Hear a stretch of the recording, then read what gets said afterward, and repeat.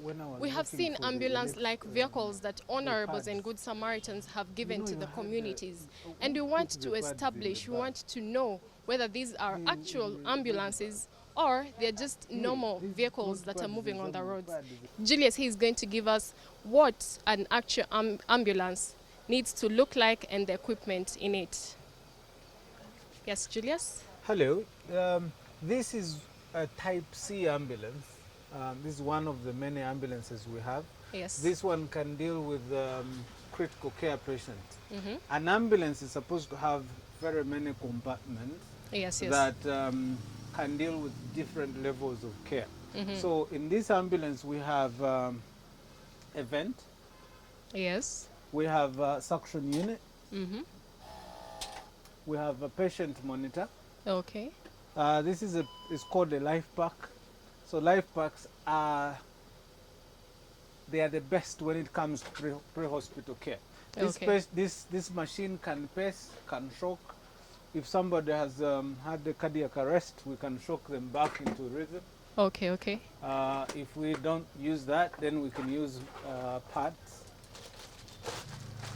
these, or we can do a 12 lead ECG. 12 lead Yes. ECG is what we use to see how the patient heart works, Okay. functions.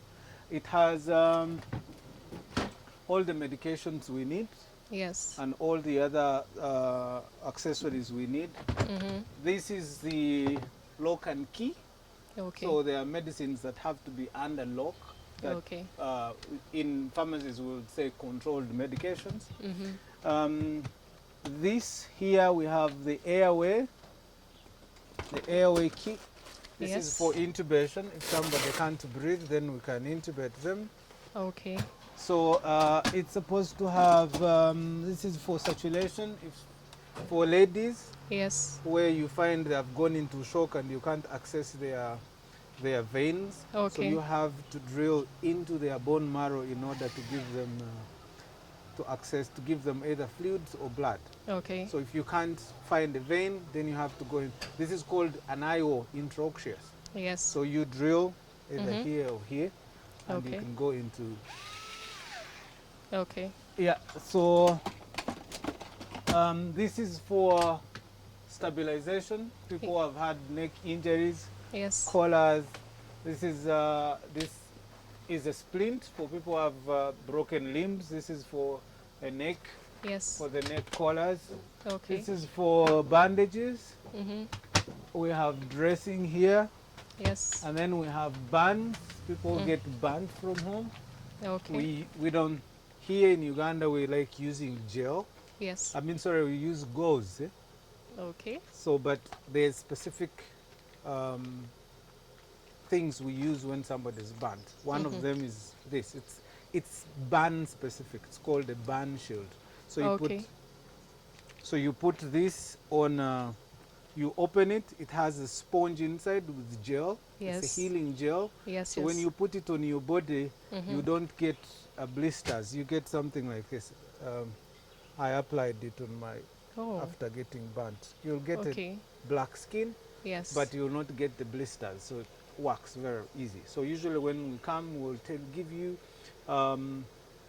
instructions on how to help. Yes. But then when we come, those are things we use. This is something that everyone should be having at home. Okay. It's a little bit pricey, but there's no dollar value to life. That's This true. is around $25. That's around. And where do we find them exactly? We have them in stock. You can buy from us. Okay. But there's a different type, a prototype you can buy from pharmacy. So is it specifically used for the medical personnel, or can we also have it at home? Yeah, anyone can use this. Okay. There's no drama in using Does it. it You just have open. instructions on how Yes. to use it? It's very easy. The instructions are here. See? Okay. Just Okay. open it, pick up the gel, put it on the wound, cover the wound with the gel. That's it. You Okay. cover with the whole thing, and it will suck out the. It has a cooling effect and a healing effect. Okay. So that's why it's very, very effective on burns. Okay. So it is very important that for parents, these are things they're supposed to be having in their own first aid box. at Okay. home, so that if, God forbid, something like serious burns happen to their children, they should be, Yes. instead of using soda, instead of using cooking oils, Sugar. sugar, Yes. then these are the things they should be having and they be able to use to treat their children, and Okay. call us if it is a third, second degree burn, and we will respond to take Yes. the patient to the hospital. Okay. So there are things that we do at home that are necessary. Cooling is good.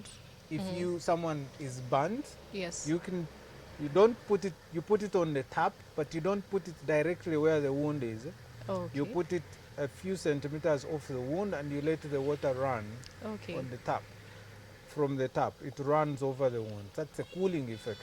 But you have to do it for like 30, 35 minutes. Minutes. Yeah. To be Okay. able to have an effect. Okay. Yeah. So, so in here we have portable oxygen cylinders. Yes. These are the only ones you can find in the country. You can't find them in here. You have, usually you'll find those with 5 liters, the big ones. Yes. These European standard. So these are for taking the patient outside the hospital. So Okay. usually in the hospital, we're not going to take you a whole big cylinder. So Yes, we'll go with yes. this. This gets you off from the hospital bed up to Okay. the ambulance. When we reach here, then we connect you to the main oxygen supply Oh, system, okay. which is in the wall, Okay. and that will feed from the wall. So this ambulance has around 6 small cylinders and 2 big large ones that supply the system. This is Okay. where we have the COVID things, Yes. Ebola. Yes.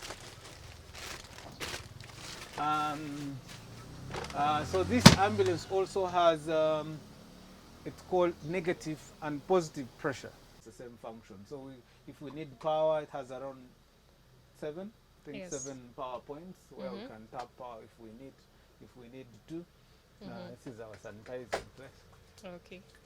Yeah. So what are the differences between these normal ambulances and this particular one? This is advanced life support. So the other one's one. In this ambulance, you see it has a lot of space. Yes. If somebody needs to do even anything in the ambulance that is done in the hospital, they can do it. Okay. So if you see the small ones, they hire Toyota, you can't even stand in the ambulance. Yes. It's Yes. too short. And even the Land Cruiser, they're too short, so you can't do it literally anything. So that's why they are basic. So when you're Okay. dealing with critical patients, Yes. you really need enough space. You need enough equipment to use. Yes. You need a lot of resources to be able to give interventions or whatever, to give assistance to your patient. Okay. So that's what makes it different. The difference is the equipment it carries, the space it has, and the way it is set up. Okay. That's what makes it different from the small ambulances that you see in the field. So it depends on depending on the severity of the patient. Yes. The more critical the patient is, the more manpower you need on board. Okay. So on average, it is 2 in the back, Okay. two paramedics in the back, or Yes. either a critical care paramedic with a paramedic, or a doctor with a critical care paramedic, or an intensivist with a critical care paramedic, Okay. or an emergency medicine specialist with a critical care paramedic.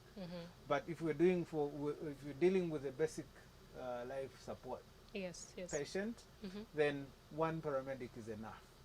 But we escalate, de-escalate depending on the severity of the injury. Okay. Because if I'm only taking you to the hospital, I'm just going to sit here, talk to you. Yes. Yes. But when you're dealing with life-threatening, life-changing injuries, let's say somebody is choking to death, or somebody is vomiting, somebody is not breathing, you need 1 hand doing airway, another hand giving vasopressors, another Yes, yes. hand giving, you're doing a lot of things, and you can't do it alone. So you need very many hands supporting you. And expert hands. Okay. You just don't need hands, otherwise you use a caretaker. Okay. But you need expert hands. So if someone is suctioning, another one is giving medication, another one is intubating. So if we're dealing with a very unstable and critical patient, we always have 3 people in the back. Okay. Yeah.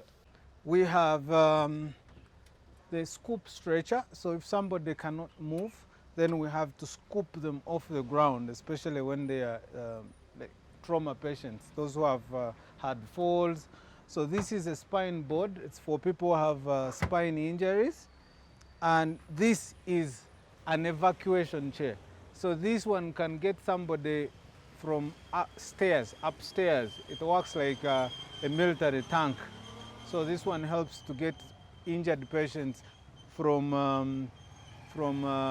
upstairs to avoid aggravating their injury.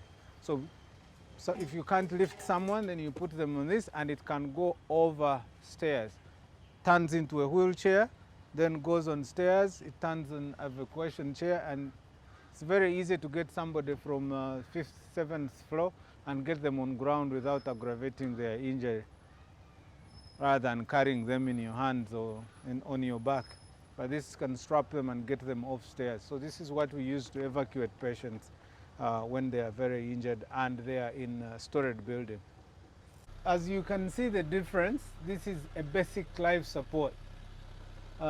It has limited space, even though we put in everything and more equipment so that it can handle an advanced life support patient, but you don't have, for example, space for mobility. So you cannot use this, for example, to carry an ICU patient. There's limited space, or you cannot, for example,